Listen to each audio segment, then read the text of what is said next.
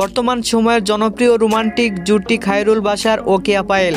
দিন দিন বাংলা নাটকের জনপ্রিয়তা বেড়েই চলেছে। সেই ধারাবাহিকতায় আবারও নতুন নাটক নিয়ে হাজির হয়েছেন জনপ্রিয় এই জুটি। নাটকটির নাম যা চলছে আর কি।